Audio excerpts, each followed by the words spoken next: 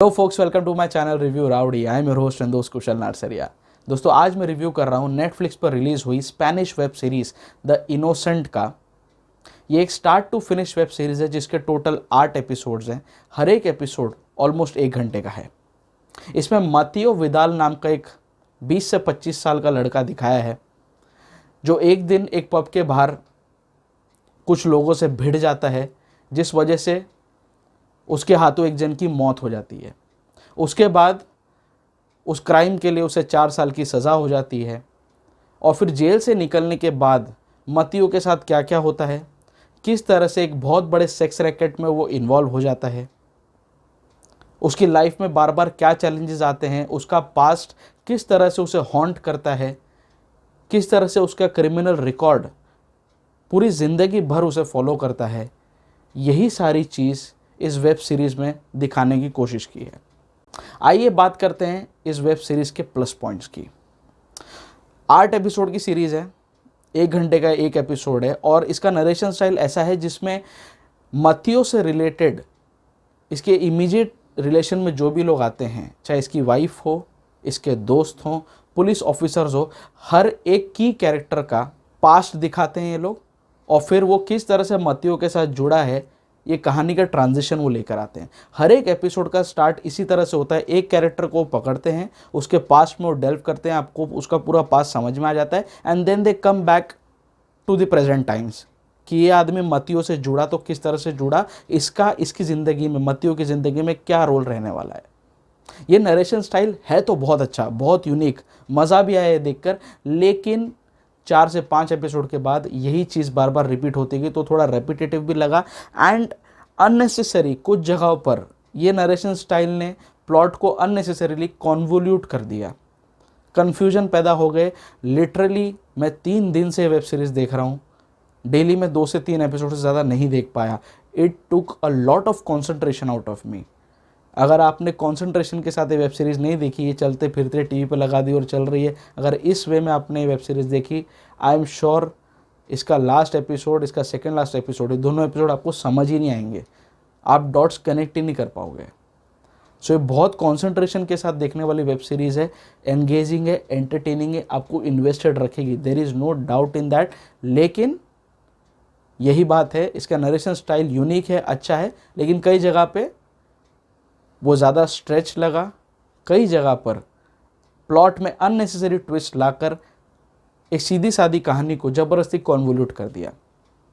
दूसरी इसकी खासियत है सारे एक्टर्स की परफॉर्मेंस, बहुत ही ज़बरदस्त परफॉर्मेंस दी सभी लोगों ने।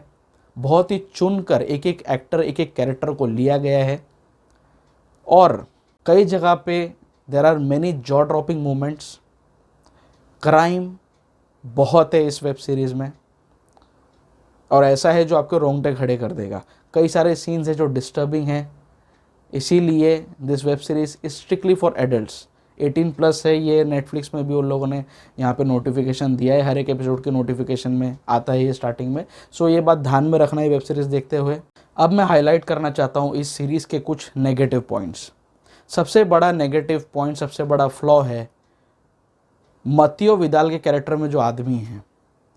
ये लड़का कई सारे सीन्स में सूटेबल तो लगा इस कैरेक्टर के लिए, लेकिन ये इतना बड़ा झंडू, इतना बड़ा चोमू दिखता है कि उसको देख के हंसी आ जाती है अननेसेसरीली। और हर जगह पे द इनोसेंट का जहाँ जहाँ भी प्रमोशन हो रहा है, यूट्यूब पर, नेटफ्लिक्स पर, सब जगह पे जो थंबनेल यूज़ किया गया, जो पोस्टर यूज़ किया गया इस वेब सीरीज़ का, सब में मतियो विदाल के कैरेक्टर का ही फ़ोटो दिखाया गया। तो टेक्निकली प्लॉट वाइज भी प्रोटैगनिस्ट तो मतियो ही है, लेकिन ये सीरीज़ 2 एपिसोड के बाद, सेकंड एपिसोड से ही इनफैक्ट पूरी तरह से ऐसे घूमती है कि याद ही नहीं रहता कि इस सीरीज़ का हीरो मतियो विदाल है।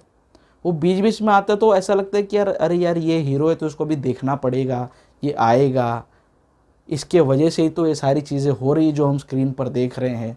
तो ये जो चीज़ है ना, या तो नरेशन की गलती है, या तो स्क्रीन प्ले की गलती है, या तो फिर ये एक्टर को जस्ट बिकॉज इसकी रिस्ट्रिक्टेड कैपेबिलिटीज़ है एक्टिंग की, इसीलिए कहानी में चेंजेस करके इसको साइडलाइन किया गया।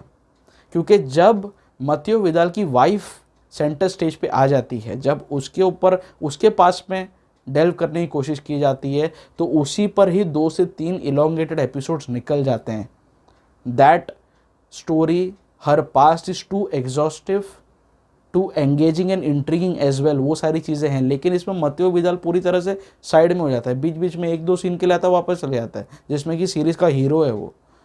सो ये जो चीज़ है, एंड वो मुझे लगा ही कि ये एक्टर बस ऐसा कोई झंडू चोमू सा एकदम भोला सा आदमी दिखना चाहिए स्क्रीन पर, इसीलिए इसको लिया. Otherwise is acting capabilities are very restricted. That is the reason screenplay इस तरह से रखा गया कि ये हीरो दिखे भी, लगे भी, इसका सेंटर कैरेक्टर आए भी, और ये कहीं पे दिखाई भी ना दे. Are you understanding? सो ये सेटअप किया गया जो मुझे समझ में आया. दूसरी चीज़ ये है कि सीरीज काफ़ी ज़्यादा स्ट्रेच्ड है. थोड़ा ये लोग मेहनत करते तो 8 एपिसोड की जगह 5 एपिसोड में या 6 एपिसोड में मैक्स ये सीरीज़ ख़त्म की जाती. ज़बरदस्ती ट्विस्ट एंड टर्न्स और सब प्लॉट्स डालने की ज़रूरत नहीं थी.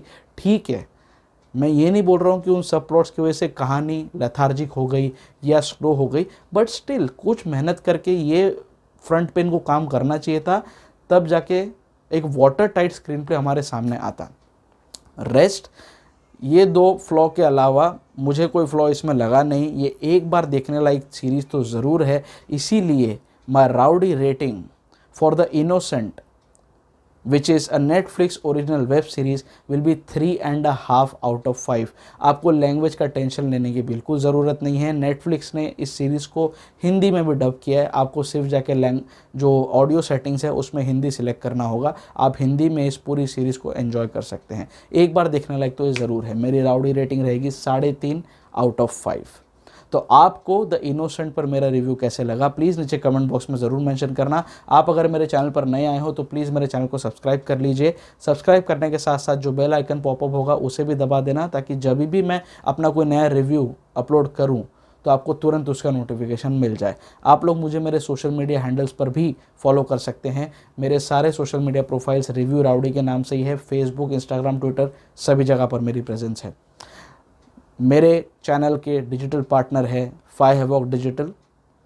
प्लस मेरे चैनल के साथ साथ आप मेरे रिव्यूज़ मेरे को ब्रांडिंग पार्टनर चाय पकौड़ा प्रोडक्शंस के यूट्यूब चैनल पर भी देख सकते हो. और बहुत जल्दी मैं आपके सामने फिर से आऊँगा इसी चैनल पर किसी न किसी मूवी या वेब सीरीज़ के रिव्यू के साथ. इसलिए मेरे साथ जुड़े रहो, मेरे साथ कनेक्टेड रहो, मेरे चैनल पर आते रहो. स्टे ट्यून्ड, स्टे फिल्मी एंड स्टे राउडी.